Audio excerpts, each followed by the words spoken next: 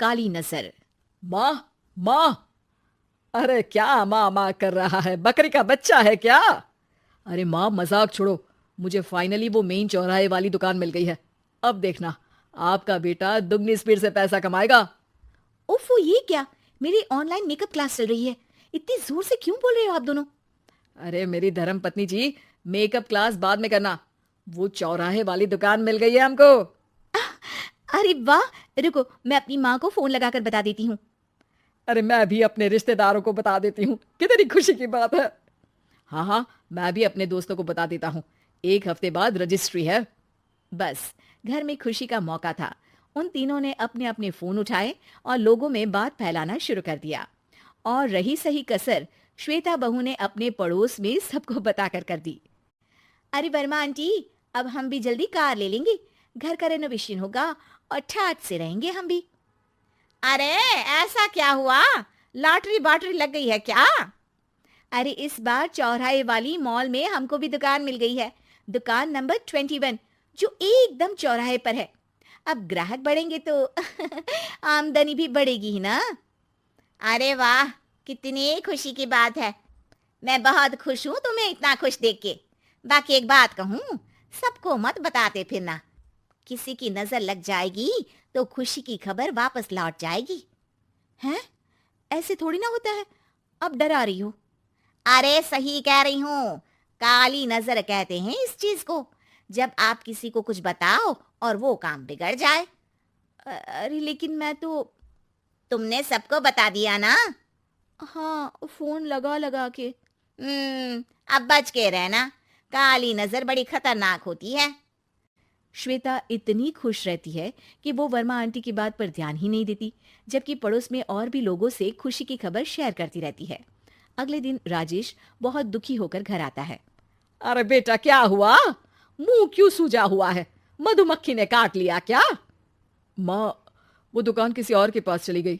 किसी ने ज्यादा भाव लगा दिया। अरे पर बात तो आपसे हुई थी ना उस दुकान वाले की।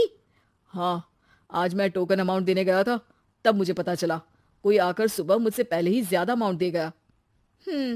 काली नजर। क्या? क्या कहा? वर्मा आंटी ने समझाया था कि किसी को बताना मत, वरना काली नजर लग जाएगी। अच्छा, तुम्हें उनकी बात मान लेनी चाहिए थी। उनकी बात मान लेती, लेकिन उसके पहले ही सबको बता चुके थे ना हम तीनों। अरे अगली बार से ध्यान रखेंगे। कोई भी नई चीज होगी तो किसी को नहीं बताएंगे।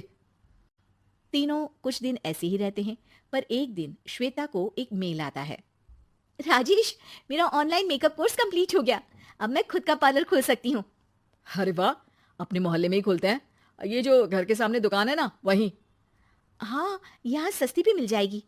अगले दिन श्वेता वर्मा आंटी के पास जाती है मिठाई का डब्बा लेकर। अरे आओ आओ, कैसे आना हुआ?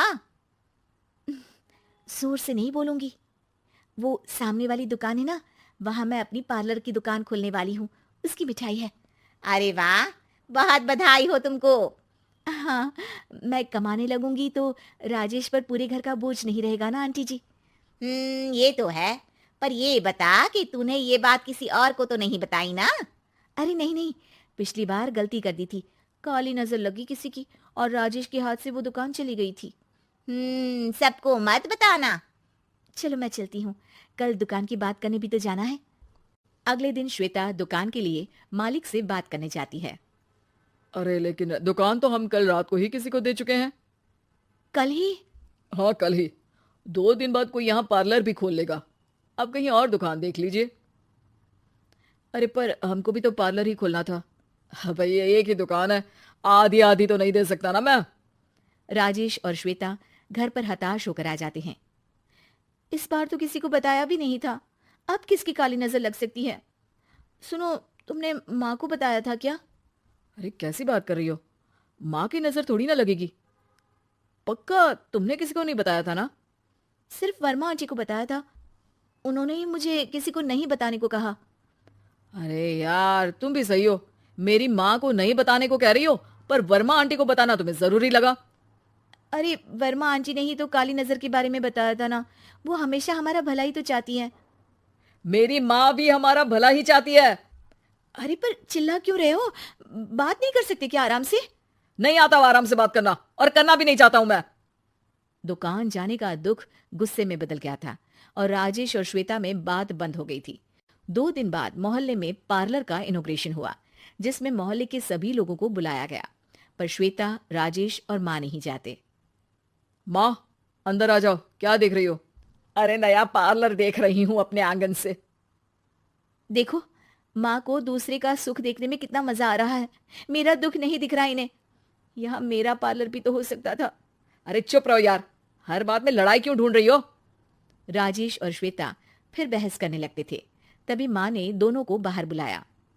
अरे जरा देखो तो, दुकान चलाने वाले का बोर्ड पर नाम क्या लिखा है? श्रुति वर्मा। गाड़ी निकाले बेटा, हमें कहीं जाना है। काली नजर का इलाज कराने? राजेश अपनी बाइक निकालता है। तीनों ट्रिपलिंग कर रहे हैं। माँ राजेश को उस मॉल वाली दुकान पर लेकर जाती है जहां राजेश अपनी दुकान खोलने वाला था।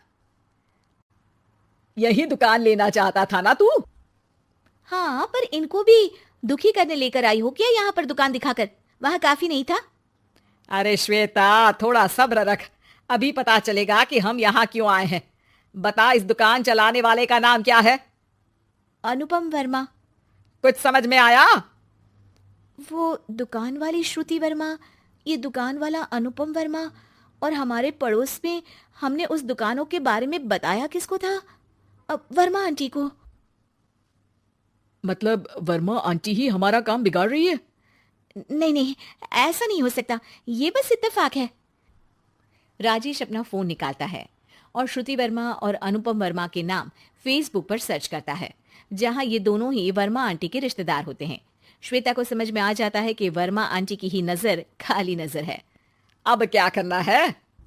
कोई भी खुशी की खबर हो तो काली नजर से बचना है, यानी वर्मा आंटी से बचना है। अरे पर मुझे ये समझ में नहीं आया कि वो हमारे साथ ऐसा क्यों करेंगी? अरे बेटा, एक सीख है, दूर के आदमी को आपकी तरक्की से कम परेशानी होगी, पड़ोसी को ज्यादा। दोनों माँ की बात में हामी भरते हैं और अगला काम चुपचाप करने की कसम खाते हैं, ताकि आगे से वर्मा आंटी कोई काम ना बिगाड़ सके।